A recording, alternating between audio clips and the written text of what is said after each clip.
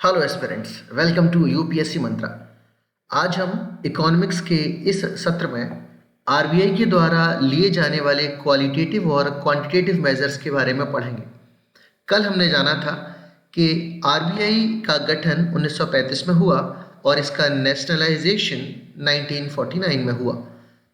RBI commercial banks के माध्यम से बाजारों में मॉनेटरी पॉलिसीज को कंट्रोल करती है। आरबीआई के अलग अलग मेजर्स होते हैं जो गुणात्मक और परिमाणात्मक उपकरणों के नाम से जाने जाते हैं। कल की क्लास में हमने देखा था कि आरबीआई इन फंक्शंस के माध्यम से मार्केट पर कैसे अपनी मॉनेटरी पॉलिसीज को मजबूत करता है। कल हमने अलग अलग उपकरणों के बारे में भी पढ़ा था। आज वहाँ से हम आगे की तरफ प्रस्थान करेंगे, आगे की तरफ बढ़ेंगे। कल वाले सेशन में हमने दो चीज़ें देखी कि जो क्वालिटेटिव मेजर्स होते हैं आरबीआई के, यानी गुणात्मक उपकरण जो आरबीआई के होते हैं, उसमें आरबीआई का फोकस होता है कि मार्केट में जो लिक्विडिटी है उसका क्वांटम, उसकी मात्रा, प्लस एक पर्पस जो आरबीआई का इम्प्लिसिट होता है, निहित होता है, इन दोनों ही चीज़ों को आरबीआई संज्ञान में लेती है। अर्थात क्वालिटेटिव मेजर्स या गुणात्मक उपकरणों के माध्यम से reserve bank of India market में जो लिक्विडिटी है, जो पैसा है, उसकी मात्रा, उसकी क्वांटिटी, उसका क्वांटम, इसको कंट्रोल करने की कोशिश करती है। प्लस ऐसा आरबीआई एक पर्पस के चलते करती है, एक उद्देश्य के चलते करती है। तो आज हम अलग अलग क्वालिटेटिव मेजर्स को पढ़ेंगे। दूसरे जो उपकरण होते हैं जिन्हें क्वांटिटेटिव बोलते हैं, क्या बोलते हैं? क्वांटिटेटिव। इसमें मार्केट में जो लिक्विडिटी है उस लिक्विडिटी के क्वांटम को रेगुलेट करने की कोशिश होती है। क्वांटम का मतलब है क्वांटिटी, मात्रा, के कितना पैसा मार्केट में फ्लो कर रहा है। जब सिर्फ क्वांटम या क्वांटिटी या मात्रा को कंट्रोल करने की बात आए तब हम इन उपकरणों को परिमाणात्मक उपकरण बोलते हैं। लास्ट क्लास में, कल वाले सेशन में, हमने देखा था कि अलग अलग क्वांटिटेटिव मेजर्स होते हैं जो आरबीआई के द्वारा लिए जाते हैं, जिनके माध्यम से मार्केट में जो मॉनेटरी पॉलिसीज हैं उनको कंट्रोल किया जाता है। जिसमें हमने बैंक दर पढ़ा था। क्या पढ़ा था? बैंक दर, वो दर जिस पे आरबीआई जो है कमर्शियल बैंकों को लोन देती है।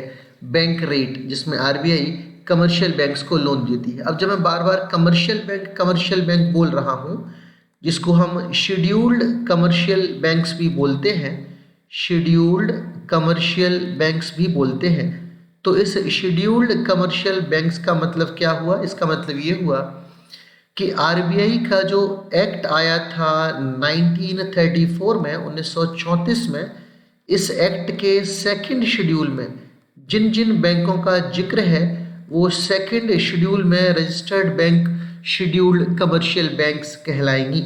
ठीक है, अब बढ़ते आगे। तो क्वांटिटेटिव मेजर्स में कल हमने देखा था अलग अलग टूल्स, अलग अलग उपकरणों को। पहले वाले को हमने बैंक दर का नाम दिया, जिसमें आरबीआई कमर्शियल बैंक्स को लोन देती है किसी एक पार्टिकुलर रेट पे।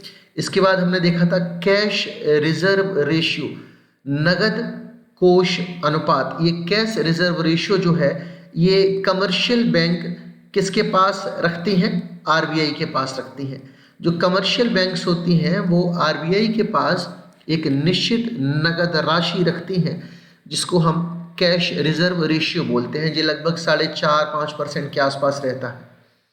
इसके अलावा और कौन से टूल्स थे? तो कल हमने देखा था ओपन मार्केट ऑपरेशंस, यानी मार्केट में कमर्शियल बैंक और आरबीआई के बीच जो गवर्नमेंट सिक्योरिटीज़ की खरीद और फरोख्त होती है, इसको, इन लेन देनों को, इन ट्रांजैक्शंस को ओपन मार्केट ऑपरेशंस बोलते हैं। खुले बाजार की क्रियाएं बोलते हैं। इसको क्या बोलते हैं? खुले बाजार की क्रियाएं, खुले बाजार की क्रियाएं। तो ये हो गया खुले बाजार की क्रियाएं, open market operations. Cash reserve हो गया नगद कोष अनुपात, नकद कोष अनुपात। इसके अलावा और कौन कौन से टूल्स हैं और कौन कौन से मेजर्स हैं, उपकरण हैं, जरा देखते हैं। इसके बाद एक था हमारा statutory liquidity ratio. Statutory liquidity ratio, वैधानिक तरलता अनुपात, वैधानिक तरलता अनुपात। अब स्टैट्यूटरी लिक्विडिटी रेशियो क्या था?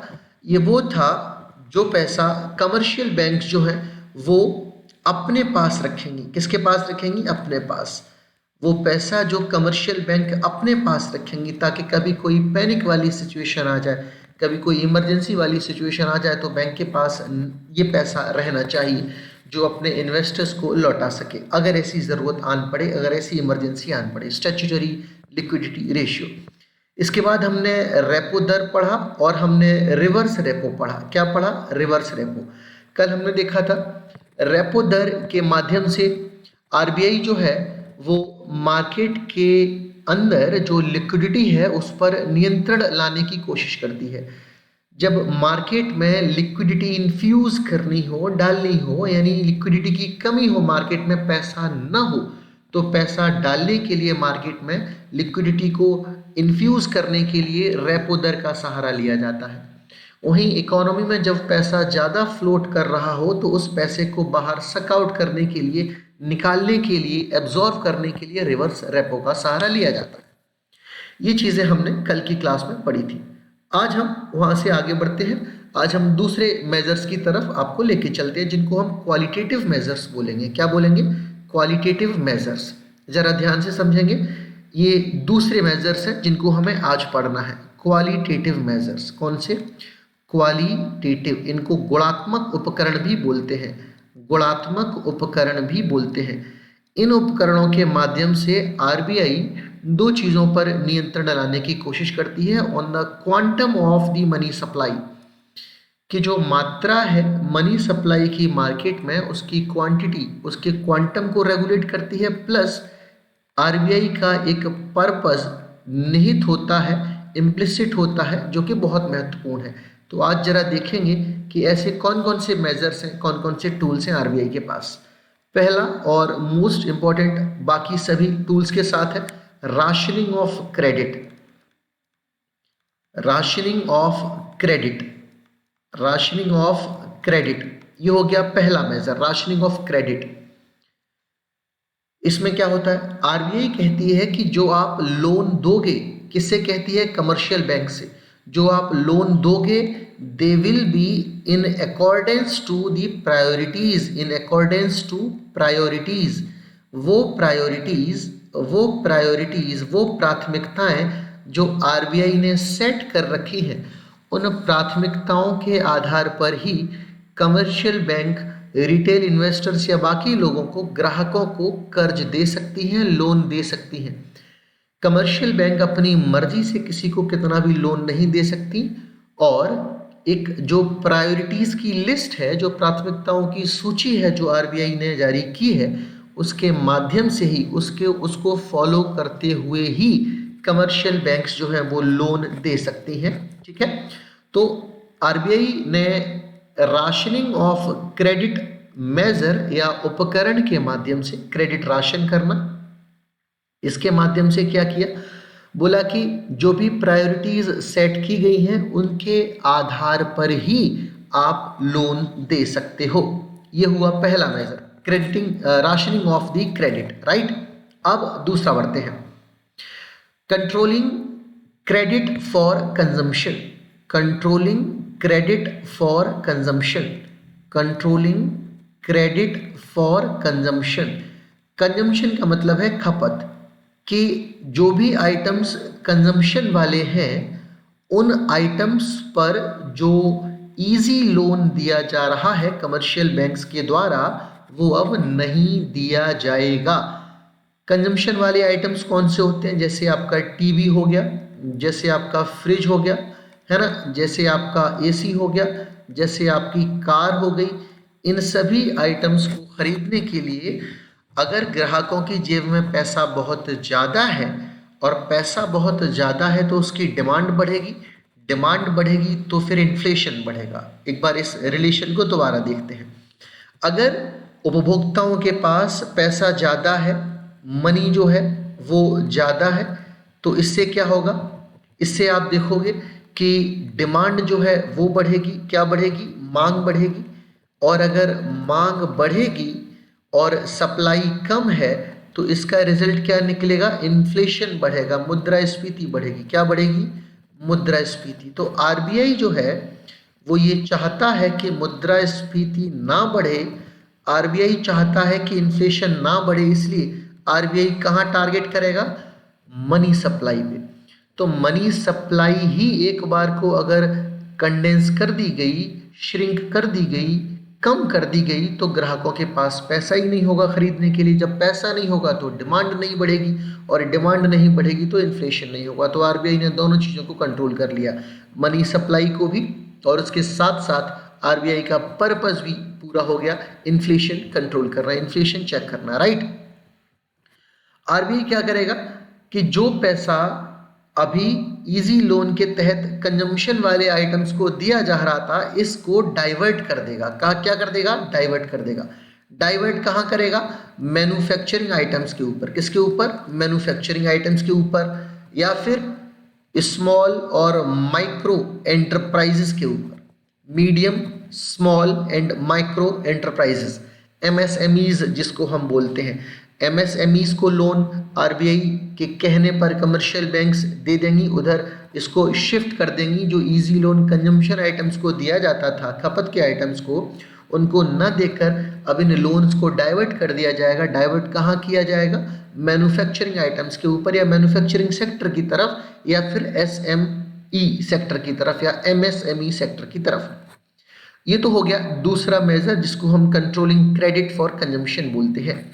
इसके बाद तीसरा हुआ वेरिएशन ऑफ मार्जिन रिक्वायरमेंट। क्या हुआ, वेरिएशन ऑफ मार्जिन रिक्वायरमेंट। ये आरबीआई का तीसरा मेजर है, जिसको हम बोलते हैं वेरिएशन ऑफ मार्जिन रिक्वायरमेंट।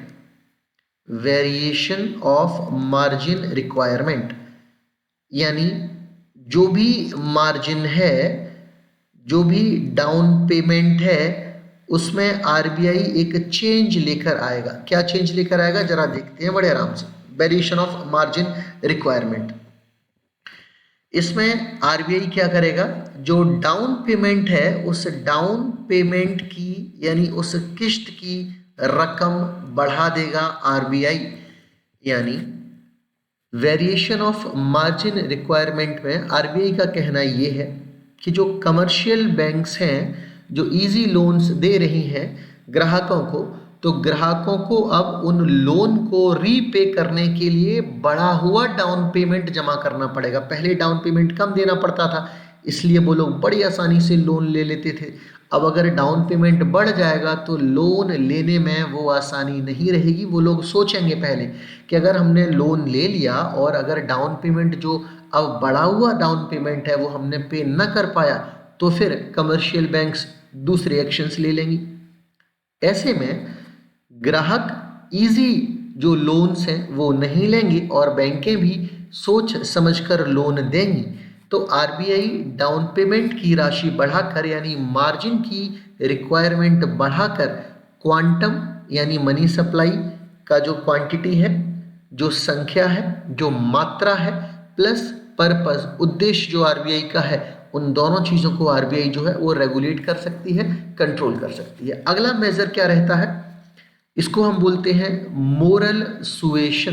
क्या बोलते हैं, मोरल सुएशन, नैतिक सुझाव। क्या बोलते हैं, नैतिक सुझाव।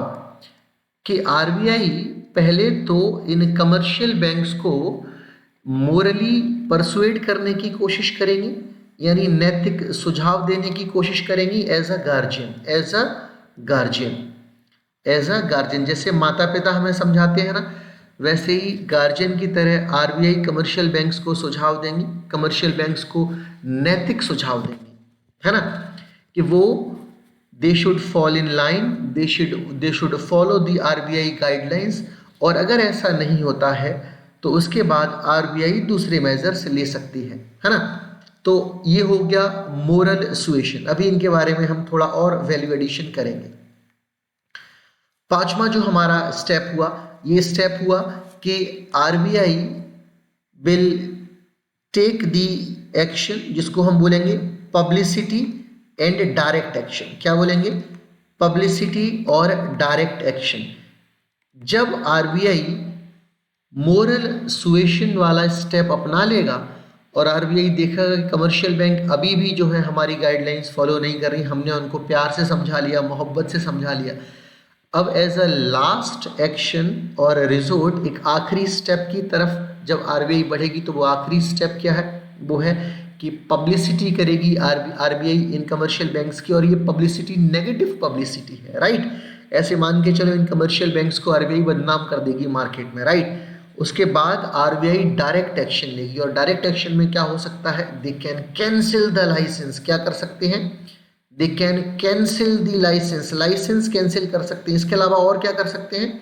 एक मोरेटोरियम लगा सकते हैं। क्या लगा सकते हैं? मोरेटोरियम। मोरेटोरियम क्या होता है? Temporary ban. क्या होता है? टेम्परेरी बैन, कि कुछ समय के लिए आरबीआई बैन लगा सकता है उस पार्टिकुलर बैंक पर, राइट। तो हमने अभी ये देखा कि आरबीआई जो क्वालिटेटिव और क्वांटिटेटिव मेजर्स अपनाती है, उन क्वालिटेटिव मेजर्स में गुणात्मक उपकरणों के अधीन जब आरबीआई अलग अलग ऑप्शंस और टूल्स को एक्सप्लोर करती है, उसमें हमारे पास वेरिएशन ऑफ मार्जिन रिक्वायरमेंट था, उसमें हमारे पास राशनिंग ऑफ क्रेडिट था, उसमें हमारे पास कंट्रोलिंग क्रेडिट फॉर कंजम्पशन था, और चौथा स्टेप था मोरल सुएशन, और पांचवा था publicity and direct action, right. अगर मान के चलो आरबीआई जो है उसके दिए गए गाइडलाइंस को, आरबीआई की दी गई गाइडलाइंस को अगर कमर्शियल बैंक्स फॉलो नहीं करती है, राइट, एक पल को मान लेते हैं कि आरबीआई ने जो भी दिशा निर्देश दिए उनको कमर्शियल बैंक्स ने नहीं माना, है ना, और आरबीआई ने क्वालिटेटिव टूल्स या इन उपकरणों को यूज़ करने का जो स्टेप है वो उठा लिया, अभी भी कमर्शियल बैंक्स जो हैं वो आरबीआई की बात मानने को तैयार नहीं है। ऐसे में आरबीआई क्या कर सकती है? RBI can issue the penalty, या RBI can penalise the commercial bank, यानी इन कमर्शियल बैंक्स को आरबीआई जो है पिनलाइज कर सकती है, इस पर पेनल्टी लगा सकती। क्या लगा सकती है? पेनल्टी। कैसे?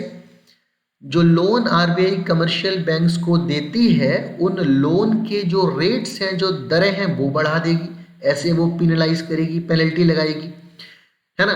और ये भी हो सकता है कि आरबीआई कमर्शियल बैंक्स को लोन दे ही ना, आरबीआई मना कर दे कि हम तुम्हें लोन नहीं देंगे, है ना। दोनों स्टेप आरबीआई फॉलो कर सकती है। पहला कि रेट ऑफ इंटरेस्ट बढ़ा दे। किसका रेट ऑफ इंटरेस्ट? जिस रेट ऑफ इंटरेस्ट पे आरबीआई कमर्शियल बैंक्स को पैसा देती थी उसका रेट ऑफ इंटरेस्ट बढ़ा दिया। किस बैंक के ऊपर? जो बैंक आरबीआई की गाइडलाइन नहीं मानती, उसको पिनलाइज करने के लिए, राइट। या दूसरा ये भी हो सकता है कि आरबीआई जो है वो लोन देने से ही मना कर दे। इतनी बात समझ में आ गई? पहला जो हमारा था राशनिंग ऑफ क्रेडिट वाला, कौन सा वाला? राशनिंग ऑफ क्रेडिट वाला। इसमें आरबीआई की गाइडलाइंस क्या है कि पब्लिक सेक्टर, आरबीआई की गाइडलाइंस क्या थी कि जो प्रायोरिटी सेक्टर लेंडिंग थी, कौन सी lending? Priority sector lending, priority sector lending. अब प्रायोरिटी सेक्टर लेंडिंग क्या है? एग्रीकल्चर और जो एलाइड एक्टिविटीज़ हैं, जैसे फिशरीज हो गया, जैसे मछली पालन हो गया, इसके अलावा हनी बीइंग यानी मधुमक्खी पालन हो गया, है ना, वो सारी एलाइड एक्टिविटीज़ जो प्राइमरी सेक्टर से रिलेट करती हैं, यानी एग्रीकल्चर सेक्टर और एलाइड एक्टिविटीज़ जो है माइनिंग वगैरह, माइनिंग खदान वगैरह, इन सभी सेक्टर्स को प्रायोरिटी सेक्टर लेंडिंग में रखा गया है। लगभग 40% जो क्रेडिट है कमर्शियल बैंक्स का वो प्रायोरिटी सेक्टर लेंडिंग को जाएगा। किसको जाएगा? प्रायोरिटी सेक्टर लेंडिंग को। इसमें मैन्युफैक्चरिंग सेक्टर भी आरबीआई शामिल कर सकता है, एमएसएमई सेक्टर भी शामिल कर सकता है। तो प्रायोरिटी सेक्टर में जितने भी सेक्टर्स आते हैं, जितनी भी चीज़ें आती हैं, उन पर कमर्शियल बैंक लगभग 40% क्रेडिट देंगे, लोन देंगे। अगर ऐसा न किया कमर्शियल बैंक ने तो आरबीआई जो जिस दर पर लोन देता है उन कमर्शियल बैंक को, उनकी दरें बढ़ा देगा, या आरबीआई जो है उनको लोन देने से मना कर देगा। दूसरा, जैसे हमने अभी पढ़ा कंट्रोलिंग क्रेडिट फॉर कंजम्पशन, इस कंट्रोलिंग क्रेडिट फॉर कंजम्पशंस में अगर देखा कि हमने बैंक्स बहुत ज़्यादा लोन दे रही हैं कमर्शियल बैंक्स को, तो लोन देने से लोगों के पास पैसा ज़्यादा आएगा, और जब लोगों के पास पैसा ज़्यादा आ जाएगा तो डिमांड ज़्यादा बढ़ाएंगे, है ना, कि अगर लोगों के पास पैसा आ गया तो उनकी डिमांड बढ़ेगी, डिमांड बढ़ेगी तो इन्फ्लेशन आएगा। क्या आएगा? ये पैसा आया कहाँ से? ये पैसा आया लोन से, जो कमर्शियल बैंक्स ने लोगों को लोन दिया था। तो आरबीआई इस इन्फ्लेशन को नहीं बढ़ने देना चाहती। इसके तहत आरबीआई क्या करेगी? इस मनी सप्लाई पर कंट्रोल करेगी, चेक लगाएगी। कैसे? कि बैंक जो है वो इस लोन को डाइवर्ट कर दें। क्या कर दें? डाइवर्ट। कहाँ कर दें?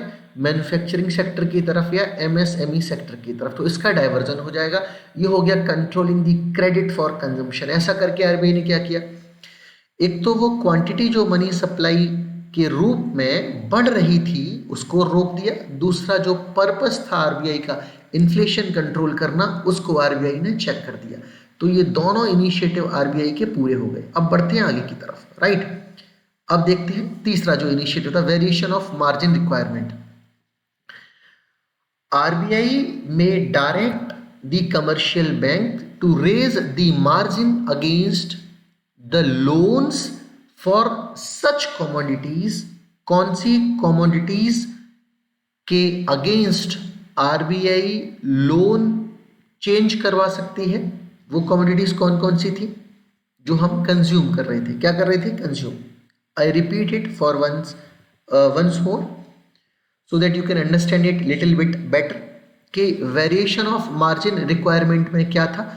यहाँ पर आरबीआई कमर्शियल बैंक्स को दिशा निर्देश दे रही है कि कमर्शियल बैंक्स उन लोन्स के खिलाफ जो मार्जिन है, जो डाउन पेमेंट है, उसकी दरें बढ़ा दें, जिनकी वजह से मार्केट में होल्डिंग हो रही है और स्पेकुलेशन एक्टिविटीज़ बढ़ रही हैं। यानी वो एक्टिविटीज़ जिनकी वजह से मार्केट में कालाबाजारी आ रही है। क्या आ रही है? कालाबाजारी। और मार्केट में स्पेकुलेशंस बढ़ रहे हैं। स्पेकुलेशंस और होर्डिंग। तो आरबीआई का पर्पस है कि होर्डिंग ना हो, कालाबाजारी ना हो, मार्केट में स्पेकुलेशंस ना हो, यानी अंदाज़ा या आकलन किसी चीज़ का पहले से ना लगाया जाए जिसकी वजह से इन्फ्लेशन आ सकता है और दूसरी एक्टिविटीज़ हो सकती है। अगर आपको पहले से पता लग जाए कि इसके दाम बढ़ने वाले हैं या इसके दाम घटने वाले हैं, तो आरबीआई का पर्पस है कि मार्केट में कोई स्पेकुलेटिव एक्टिविटीज़ ना हो और कोई कालाबाजारी ना हो। इसके लिए आरबीआई कमर्शियल बैंक्स को दिशा निर्देश देगी कि आप जो है वो डाउन पेमेंट का रेट बढ़ा दो, यानी जो मार्जिन है उस मार्जिन को वेरिएशन कर दो उस मार्जिन का। यानी डाउन पेमेंट्स के रेट बढ़ाने से जब लोगों को उस लोन के डाउन पेमेंट के रूप में ज़्यादा पैसा देना पड़ेगा तो ऑटोमेटिकली ऐसी एक्टिविटीज़ रुक जाएंगी। ये हुआ वेरिएशन ऑफ मार्जिन, राइट। अब आते हैं मोरल सुएशन की तरफ। इसमें आरबीआई क्या करती है? आरबीआई एज अ गार्जियन मतलब पेरेंट्स की तरह लेटर्स या चिट्ठियों के माध्यम से, पत्रों के माध्यम से कमर्शियल बैंक्स को नैतिक सुझाव देने की कोशिश करते हैं कि you refrain from the activities which are not accepted by the RBI. RBI जिन गतिविधियों को स्वीकार नहीं करता, आप ऐसी गतिविधियों से दूर रहें। हम आपको चेतावनी भी दे रहे हैं और आपको मोरली परसुएड करने की भी कोशिश कर रहे हैं कि you refrain from such activities. आप ऐसी एक्टिविटीज़ से दूर रहें जिन्हें आरबीआई स्वीकार नहीं करता, which are not followed by the RBI. अगर कमर्शियल बैंक इस मोरल सुएशन को समझ जाती है, इस प्यार की भाषा को समझ जाती है, तो आरबीआई को आगे दूसरे इनिशिएटिव लेने की कोशिश नहीं करनी पड़ती।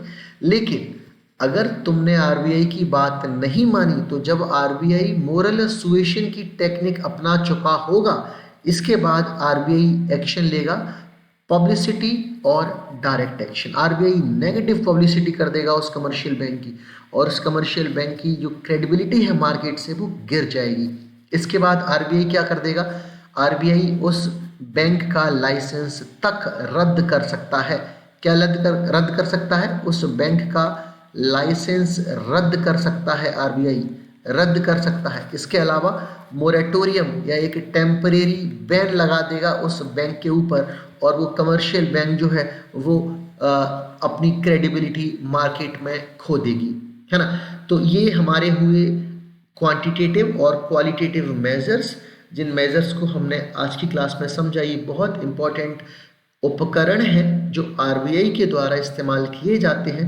इन्हें परिमाणात्मक और आप इन्हें गुणात्मक उपकरण भी बोल सकते हैं हिंदी में।